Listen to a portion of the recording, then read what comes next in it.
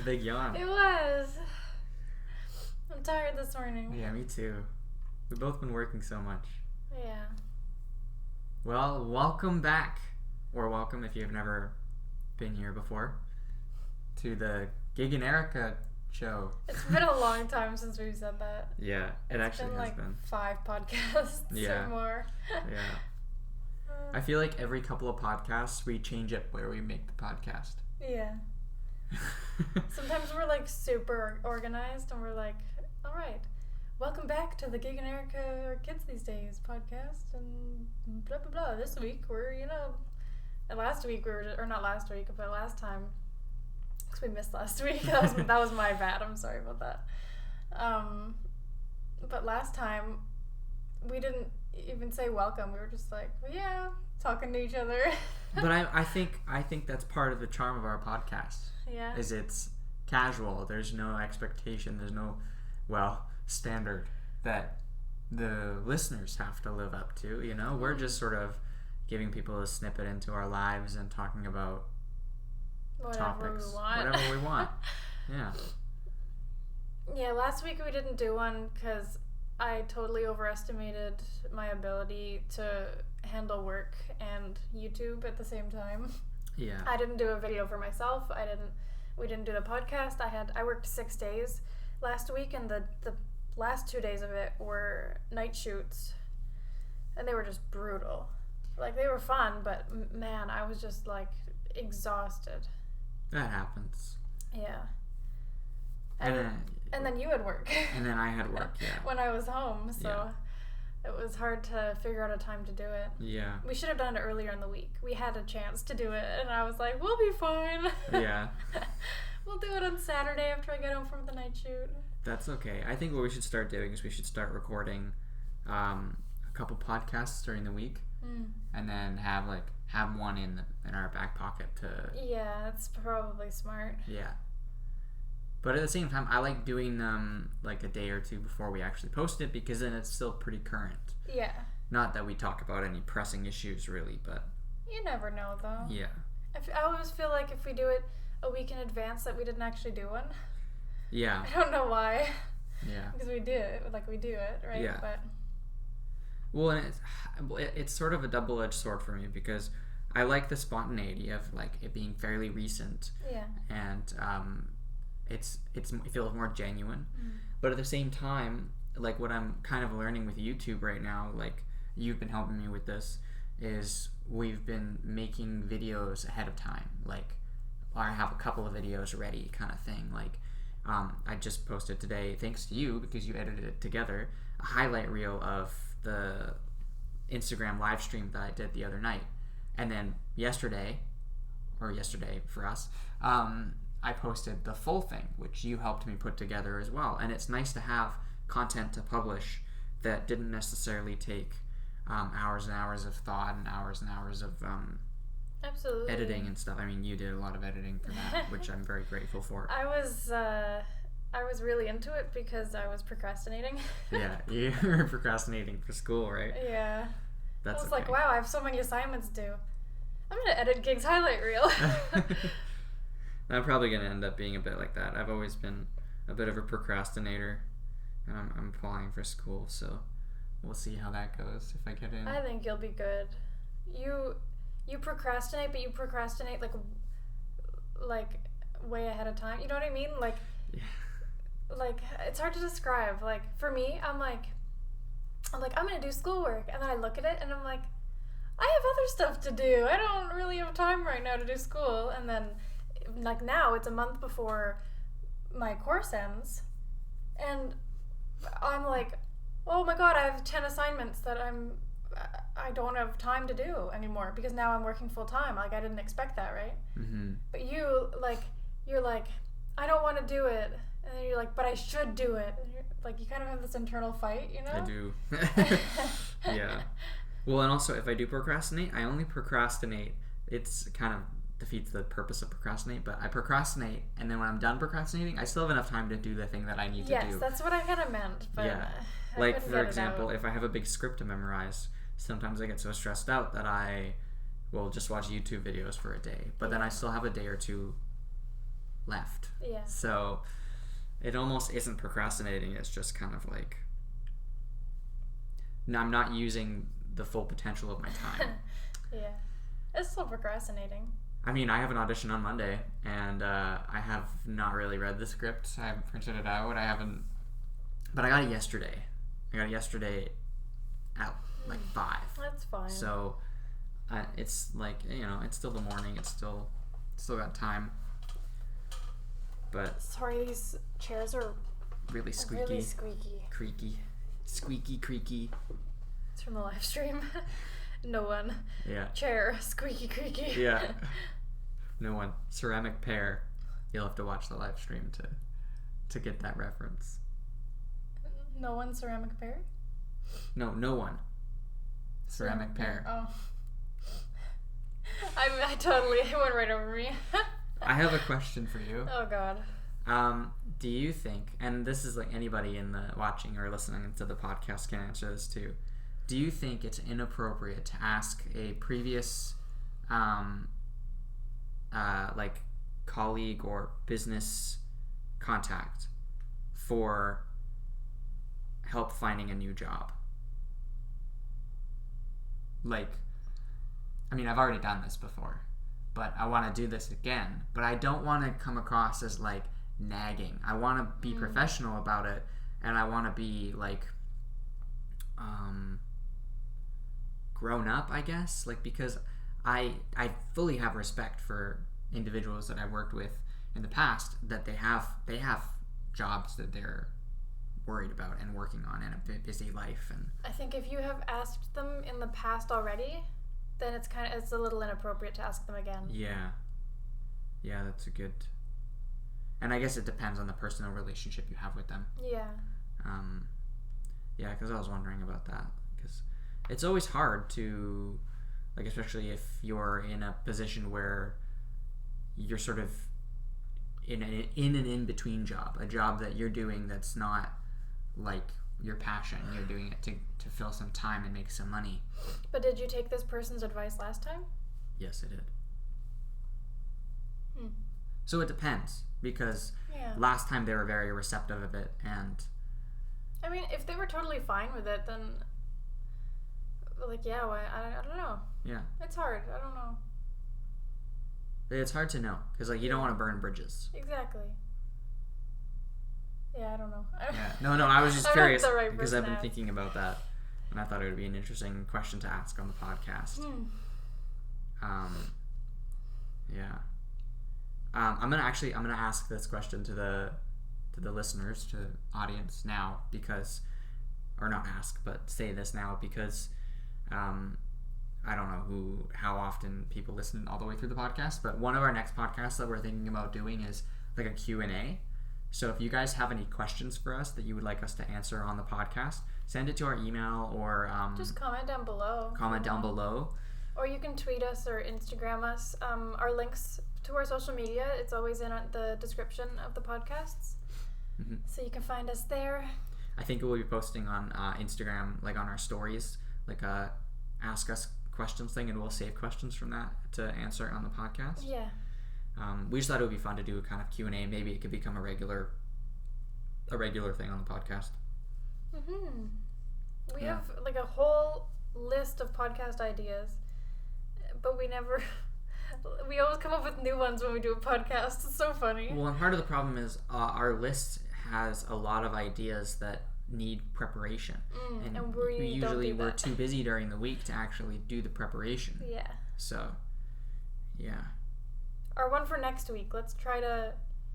Oh no! Is next week the Q&A? Well, it depends. Yeah. That's the thing. We don't make these decisions. We don't make solid decisions. Okay. Well, how about the one for next week? Let's do a prepared one, and then the week after we can do a Q&A. Okay, sounds good. Okay, I have another question for you. Okay. Do you think there's validity in something being organic, whereas you didn't necessarily prepare as much as like traditionally is considered the standard? Like, for example, sometimes I don't do this all the time, so if my agent is listening, don't worry. I am a professional actor. But sometimes I don't prepare an audition the way would be expected, like spending hours and hours memorizing the script, going through the story arc and the character, and all that kind of stuff, and writing down notes and going into, point and counterpoint. I don't go into a lot of detail, especially if the audition is like one page, depending on the content of that page. But do you think there's something to be said about minimal preparation and it being organic? Absolutely. Being spontaneous. You always hear about people going into auditions and they think they totally bombed it because they weren't prepared, and then they book it. Like, a girl that we know was in LA. She didn't even have an LA agent or anything, and her agent in Vancouver was like, "Hey, I have an audition for you. It's like it's right now. Yeah. I can send you the sides, but you don't really have time to memorize them." And she was like, "Oh my god!" So she didn't even I think she said she didn't even look at them, and she went to the audition, and she thought she did absolutely horrible, and she booked it. She got #1 on a TV show, on a Netflix show. Yeah, and I think a lot of people would hear a story like that, especially if they're actors and they've been doing it for many years and are having trouble getting work, would hear a story like that and be kind of bitter and be like, "Oh, well, why can't that happen for me?" Or, that's just not fair. But I think it should be reassuring. I think it should be like reassuring in the way that it doesn't sometimes it does, but sometimes it doesn't matter how prepared you are. Sometimes it's just the right place at the right time. And I'm not saying that this person isn't a good actor that got this role. They're a great actor. But they didn't even get a chance to give their best, and they still got it, right? Sometimes I feel like it's not about necessarily skills. Obviously she's a very likable person. She's a big personality, and she's obviously a very fun person. So I feel like sometimes it's just that. People see personality and they're like, "You would be so fun to work with."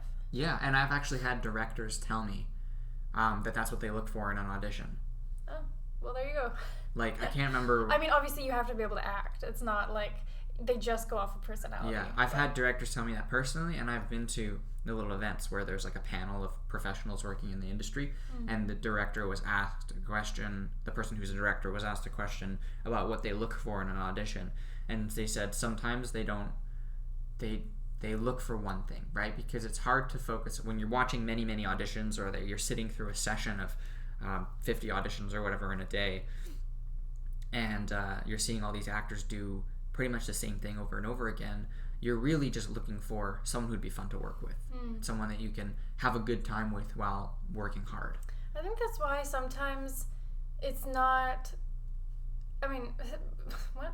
Why sometimes it's best to make a bold choice when you're doing auditions, because they're seeing the same thing over and over again, right?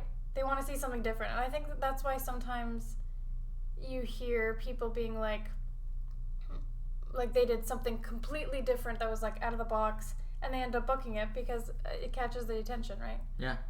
Well, also, even if you don't get it, because I recently had an experience where I felt more fulfilled because I took a risk, and I felt like a better actor.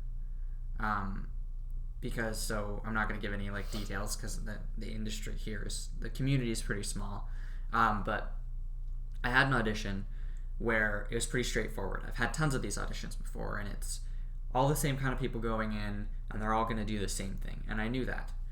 But I saw potential for doing something a little bit more, and it scared me to do that little bit more because it meant I had to be vulnerable. And I thought, well, what do I have to lose? This casting director I know works very hard, and spends hours and hours just sitting and listening and watching to people do the same things over and over again.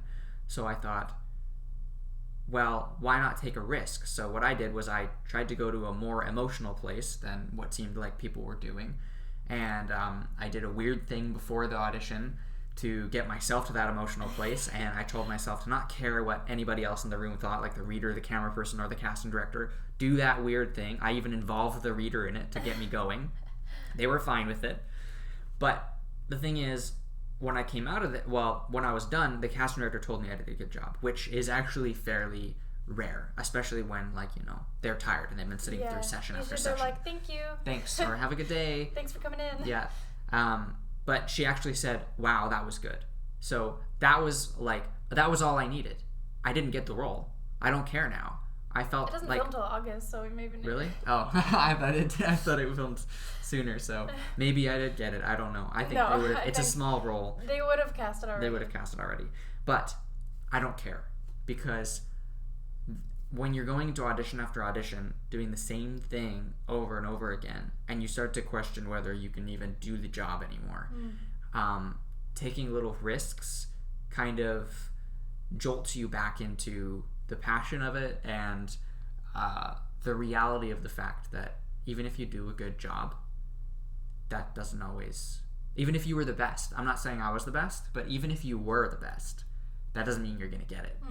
And that goes for job interviews and not just acting, right? And a lot of the time, well, maybe not a lot of the time, but it's common for people to be hired just because they're friends with people. Yeah, just because they're friends with people, or because they have more followers on social media, or... Like, not to be bitter at all. I'm just pointing out things, you know? Yeah. But I went to an audition, and this girl showed up in her pajamas, her hair messy, no makeup, and that was not the character. And that was not the character at all. Yes, this character was in university, but she was very put together and that was the preppy. Character, yeah. And she booked it. Like, I was so shocked. I was like, I could never. I'd be blacklisted if I did that. But she's friends with so many people. And, like, when she saw the casting director, they were like hugging and like chatting and talking, and I was like, this is interesting. Like, it makes me want to like network better. Yeah, it makes you want to network better, but also at the same time, you don't know whether she went in there and did like an amazing audition. Well, that's right? true, because of course. There is also something to be said about that hard work, because it's, like I said, it's a double-edged sword. Yeah. Whether you are there at the right time or the right moment, or you worked so freaking hard that you proved that it doesn't have to be the right time and the right moment, or right time and right place. I have the saying wrong, but whatever. It still works. Yeah. So I think, like, to think about that and think over all that stuff, it can take away anxiety, because then you realize you just have to do what's best for you. Absolutely. And for me, like, it makes me feel better to get, like, to dress like the character and to do, like, hair and makeup how the character would do it. But maybe for her, she feels better if she has, like, no baggage of the character on her. You know what I mean? Like, or she was doing something different. She was doing a different take, like you said. Doing a different, like, maybe she was thinking university character. Like, she put the preppy thing aside, if that was part of the character, and thought, well, if I was in university, I'd be in my pajamas all the time because I'm studying and I'm tired, and you know, university students walk around in their pajamas. Yeah. So maybe that was her take on it, because, like I said, taking a risk can be a good thing. True enough. Yeah. I didn't think about that. Well, I mean, I find it's okay to be upset about things. You feel the way you do, but if you got to keep yourself in check. If you're bitter, you can't let it like control your life. Yeah, if you're bitter about something for a while, then you go, okay, I've had my moment. I've had my bitterness about this for a while. Need a reality check. It's not about you. Yeah. Give yourself an ego. Give your ego a break. Take the mirror away from your face. Yes. It's funny because, like, being an adult and working and living in the real world. The real world? The real world, I don't know. Were you living in a fake world before? Yeah, I was. I was living in my ego world. I'm learning that even though it is the real world, everyone's ego, like, influences every aspect of life. Like, even having a conversation like this one where we're talking about how to approach jobs and stuff like that,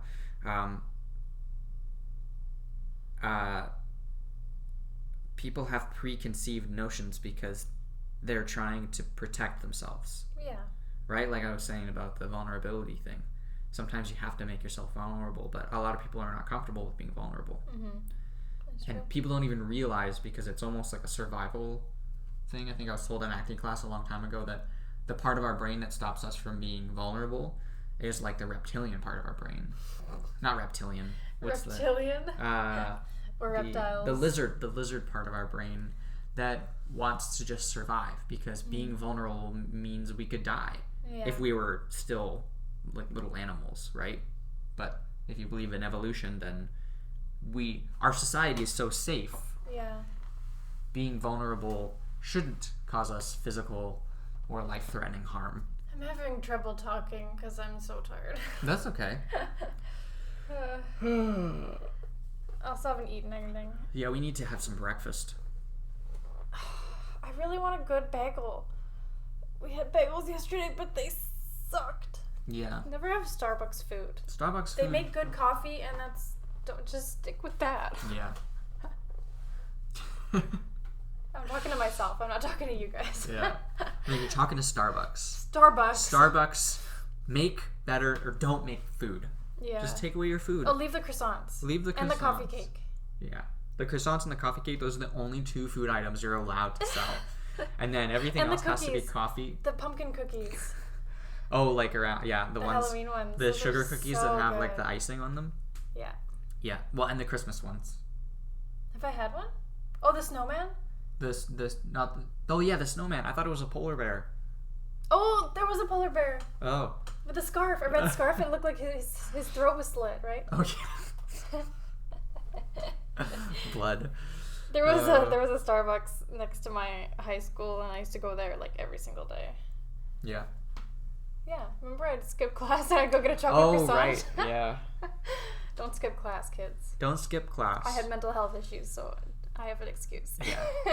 I still do. That's the thing about, like, I'm considering doing school, but I'm scared that it's going to affect my mental health in a way that, like, I feel like I'm handling things pretty well. Like, I was talking to a coworker last night, and he was really impressed with how organized and how put together my life is. Like, he was impressed that I was applying for school. He was impressed about, like, my career that I've already had and that I'm working so much. And I was talking about computer stuff, too, because he wants to buy a laptop, and he's like, how do you know all this? Like what's RAM? What's a CPU? What's... That's funny. Like, he didn't know anything, so I was teaching him, and he was very grateful for that, and I was having fun, like, telling him about it. But he was so impressed about how organized my life is and how organized my goals are and how how much I care about my future, basically, right? Because I was also talking about how we want to save up for a house, to buy an apartment to start out, right? And he's or a house. Anything. Can't afford a house. Shack. A shack, yeah. A shed. A Shaquille O'Neal. Yeah.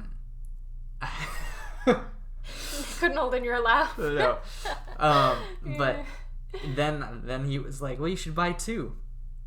And that's what you said, right? Buy 2 apartments, rent one out, and then that's like buying one apartment. If we could afford a mortgage, then buying 2 would just be like buying 1. Yeah, my mom was saying maybe we should buy one and still like live with her or live with your parents. Yeah. And then rent out the place that we buy to help pay off the mortgage until we feel financially comfortable moving in. But I'm like, then what's the point? We want our own place. And I said that too because he brought up that thing, the 2, right? And I said that's the same as buying 1, and we want to be on our own. Yeah. But the thing is, it actually doesn't make a difference. No. Because if we did buy 1 and we rented it out, we'd still be in the same situation as if we didn't buy 1 and we waited until we were financially stable. Yeah. So except we'd have it sooner, and we'd have to deal with the stress of renting it out and it potentially being damaged. Yeah. But that's like, basically it's like giving yourself another job. Right? Because you're a landlord, and that's your job. Yeah, except you're not really making money from it because the money that you're getting from rent is just going directly to mortgage. Not necessarily. That's why rent in most places is more expensive than a mortgage. So that's why rent's so expensive, because mortgages are so expensive. Yeah, because mortgages are so expensive, and then people also don't want to just, like, if people use real estate as their job, right? Mm-hmm. Right? Then they're doing things like that. They're buying places and they're renting them out. Mm. But they've got to make a profit. Yeah. So, I mean, I haven't gotten into business school yet, but that's kind of the basic knowledge that I have on that. I just want my own place so that... Me too. I mean, it feels I don't know, so that I can just walk around in my underwear. I mean, I'd like to do that too. But it feels like, I guess I understand why young people are so bitter. I mean, I'm a young person, I'm bitter sometimes. But it feels like society is kind of designed to put us at a disadvantage. Because, like, my dad bought his first house when he was 20. I mean, he had to rent out rooms, but he still got to live there and he still owned it. Yeah. Right? And he was working construction. So, working construction now, you could not buy a house. No. You couldn't buy a house. And you wouldn't, well, I guess construction, yeah, you could get a mortgage. But, like, for us, I mean, for young people now, unless you're working a full-time job, and you have been for, like, over a year, they won't even consider you for a mortgage. I think they will. I think they will consider you. You're just subject to higher rates. But, I mean, I don't know, because we haven't applied for a mortgage. We don't know. We should find a real estate agent and ask them questions and learn. Well, I know one. We should just... Yeah. We should be like, hey, can we buy you a coffee? Can you tell us what to do? Yeah. Because also at the same time, we're looking at apartments and stuff online, but that's not all that's available. There's a ton of stuff that's privately listed or only listed through real estate agents, specific ones where you'd have to go to their website. You can't just go on like realtor.ca. Well, and some people list their places like on, like you said, private listings or whatever. I don't know what that means, but like they only want cash. You know? Yeah, I actually saw one that was interesting. I was like, wow, 2 bedrooms, 2 bathrooms for like $300 and something thousand. I'm like, that's a really good deal. Here, like $360 or whatever. And then it was like, they want all cash because it's got leaky condo. Like the whole building's leaking. Like, so they said either you pay all cash and either the building will be rain screened. So like fixed, like they'll waterproof it. Or it'll be sold to a developer, and then the developer will pay you out. But the thing is, you've got to have the cash for the apartment in the first place, and there's a possibility you would make a profit because the developer has to buy everybody out. That's so weird. Yeah, that is really weird. What, like? It feels shady. It feels like it shouldn't be legal. Wait, was it a house or an apartment? It was an apartment. So don't they have a contingency fund? I guess the cost of repairing, like rain screening the entire building, is more than their contingency fund. Like they wouldn't. There's the whole reason is they can't be afforded. Like they can't afford it. But usually, like my mom, every single place that she has lived, she's had to pay for the roof to be redone. Like every single place that she's bought. And okay, she sold her place before, like right before they were gonna. Or was it right after? Or like when she first moved... Okay, hold on, back up. When we lived in Burnaby, I think she had just paid for a new roof, and then we were moving to Vancouver. And then as soon as we moved to Vancouver, they were like, we're doing a new roof. So then she had to pay, like, the strata. Basically, you pay... I don't know how it works. But it's not like... She didn't have to pay in cash for the place because they're getting a new roof. No.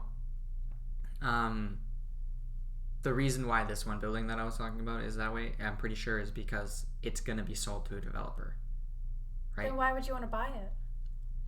Because you're buying into real estate. Like you're buying a share of the area, and then a developer is going to want to buy that area because it doesn't matter. It's like you'll get more money for it probably from the developer. Right? But if you have that amount of money in cash, I don't think you're worrying about getting into the real estate market. No.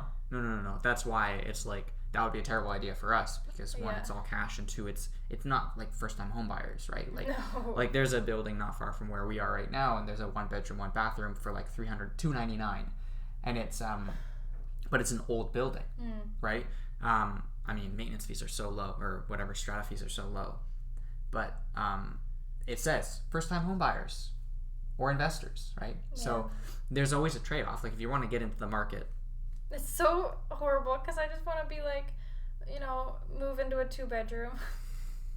I'm so spoiled. I want a 2-bedroom too because like we have we have these like hobbies / trying to make it our jobs of creating content. It would be nice to have an office where Absolutely. We both have computers, like full desktops with monitors, like big ass monitors. And big ass monitors. You have 2 monitors, and I have one, which is it's a big one. It's a TV. It's a TV. And I love sewing. Yeah. And I would love to have a desk for space. Yeah. Gosh, being a young person sucks. No, it's fine. No, it's just like our parents, you know? Oh, it's a baby boomers generation. No, it's their fault. I'm not saying it's their fault. I'm just saying they're like, when are you going to buy a house? But like, they could buy their houses at our age, right? Yeah. Well, I mean, they could pick whatever they wanted.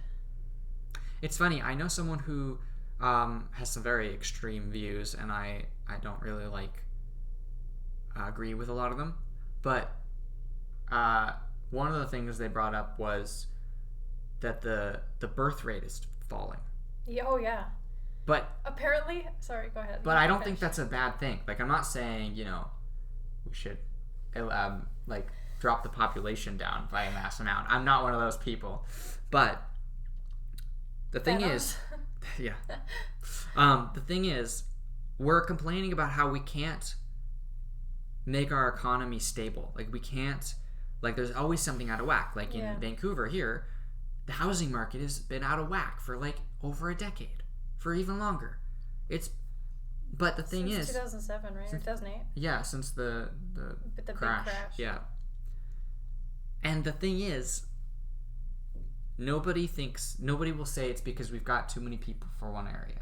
I'm not trying to sound negative, but our parents' generation, when our parents' generation were our age,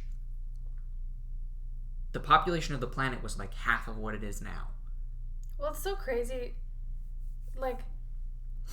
We reached 1 billion people in 1890 or something. Yeah, I'd love to check the facts on this. I can't remember. It was the late 1800s, and then we reached 2 billion 30 years later. So 30, or just look it up. When did we reach 1 billion? Yeah. 1804. Oh, 1804. Okay, gotcha. And then it reached 2 billion in 1927, and it only took 33 years to reach 3 billion. In 1960. So when my mom was born, there was 3 billion people on the earth. So she watched it go from 3 billion to 7 billion. That's wild. My mom's not old. That's a really short amount of time. Yeah. To go from 3 billion to 7 billion people. My dad's 10 years older than your mom. So he's seen an even bigger jump, right? But that means if he was 20, it would have been 1970. So another 10 years after your mom was born. There was probably still around 3 billion, maybe 4 billion. But still, it's just, if you think about that, right? Oops. The resources of the planet. Okay, I'm starting to sound like Thanos. But that's not what I mean. What I mean is, we need to be sustainable. And right now we are not. Complaining about birth rate dropping. Why is that something to complain about? What's the saying in something about entropy? Oh, in a closed system, entropy will only increase. What does that mean? Entropy, here, I'm going to look up the definition of entropy just so I get it right. I know what it means, but... Entropy is a thermodynamic quantity representing an unavailability of a system's thermal energy for conversion into mechanical work. But basically, it means the gradual decline into disorder. Okay, so what's the quote? A closed system only has... Okay, hold on. It's from a song. I've heard it in a song. A closed... entropy increases in a closed system. Entropy can only increase. So in a closed system, there's no room for more energy to be put in, right? There's no room. The Earth is a closed system. Yeah. Where we have a limited amount of resources. So if we keep adding people to it, there's something else that's gonna have to suffer for it, right? Suffer, such a dramatic word, but yeah, it's true. So I feel like it's a very old-fashioned notion to think that our birth rate has to always be like steady or high, right? Okay, what I was gonna say when you first started talking about it, there was an article that said that our generation is just not having sex. I don't think that's true. Like way less sex than we're supposed to be having, apparently. I think that's true. I just said I don't think that's true, but I agree. I think our generation is having less sex, but I think it's because we're all depressed and we're all stressed about money and work and all that kind of stuff. The last thing I think any of us wants is to have to be able to care for another human being, like a child. Yeah. Because we don't have any money. We have no money. We don't have, like, most of us want to be married and in like a stable financial situation in a house before they have kids. And like, for honestly most of us, I feel like that's never gonna happen. Yeah. Well, and also our generation is quite selfish, which is not a bad thing, because we're in this a general situation where it seems like we have to work a little bit harder for it, just because of the economy and whatnot. You always burp on the podcast. I know, it's because I'm nervous. What was I saying? We want things. We want things for ourselves, but we almost feel like we're not allowed to have it because, the environment is dying and the economy isn't good, so we've got to work hard and put back in and fix it, right? Yeah. There's always memes that are like, I don't remember what I was gonna say. I don't know. It's basically just, I can't think. I think we need to have breakfast. Yeah. I don't know what I just said. That's okay. And I mean, the thing is, we complain a lot about like our generation on the podcast. Yeah, I mean, that is fun. Kind of what our podcast is about a little bit. Yeah, kids these days. Yeah. And it's funny because I feel like people get a little bit like butthurt. They're like, well, no, like older people. Well, no, that's not, like, you got to look at, like, your demographic and stuff, and it's like, millennials hold the what is it? Highest majority of the vote. Yeah. I don't know if that's true because well, first of all, we're kind of not really millennials. Oh, that's we're true. On the we're cusp. Gen X or Gen Z. Gen Z. I always say Gen X. I don't mean to. We're on the tail end of millennial, and that actually, maybe millennials hold a large vote, but the thing is, the baby boomer generation is still there, right? They're not all gone, and there's quite a few of them. But I think because the reason why it's said that millennials hold the majority of the vote is because the baby boomers had the millennials. That's their But the thing is, offspring. For groups, like for, what are those called? Demographics? I guess so, like the millennial, Gen X, all that. Just like, I don't know what they're called. Sure, millennials are probably the biggest population right now for those groups. Yeah. But all of the other groups together is bigger than millennials. So yeah, and also really that, like, how do we have the majority? Yeah, sure, we have the majority for. You have to also put psychology in there. Groups. You put psychology in there because if you look at millennials' behavior, nobody wants to vote. Yeah, because we feel like we can't change anything. Yeah. Which I guess is the point. And right? There's nobody good to vote for. Give us someone good to vote for. I mean, I do vote. I'm not saying I don't vote, but it's vote. Ridiculous. But the thing is, if we want to vote for somebody, we're not going to vote for, no offense, a baby boomer. Yeah. Right? Because those are the people we're voting for. So we need more millennials in politics. No, I mean... Yeah, AOC. Come up to Canada. I don't know. No? No. You don't like her? I think she's got some more modern views, but I just mean we need more millennials. She's the only millennial. What is she? I don't even know what position she's in, but is she a Democrat? No, yeah, but what's her position? Like governor, mayor, what is she? I don't know. Yeah, I don't know. Because it's American politics. Yeah, I don't know anything about American politics. I'm getting in a bad mood, so I need to go eat. Okay, anyways, we're off topic anyways. Not that we had a topic. We didn't have a topic. Our topic was going to be best friends in our childhood, and we decided not to do that. That wasn't our intent when we got into this. Should I talk about charity? Yeah. All right. Today's charity is the Kettle Society. Basically, they have a whole bunch of services, but their main thing is housing for homeless people with mental health issues. Well, actually, not just homeless people.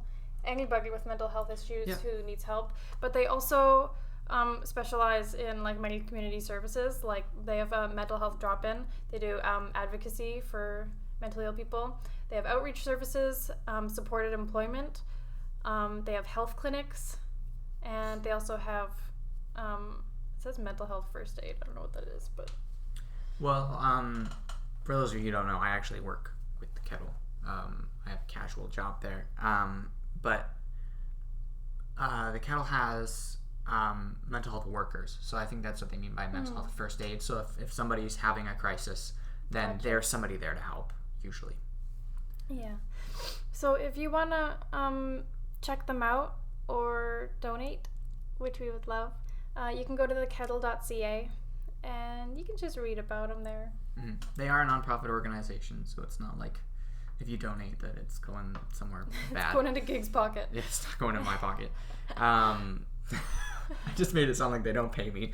But anyways,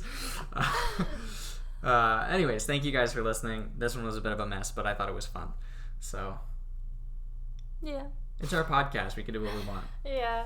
We need to start doing more games. I enjoy that. Yeah, the games are fun, but every once in a while, when we do rants, when we do rants, I always feel like we end it and I'm like, God, I'm so negative. Yeah. Well, we did a whole part of like this podcast that was about positive outlook on like working and stuff. Did we? Yeah. Okay, let's go. Let's go eat bagels. Thanks guys for listening and watching. Hope you have a wonderful day, night, evening, whatever, afternoon. Week, month, year. Yeah, just have a good life, okay? Yeah. Bye. Bye.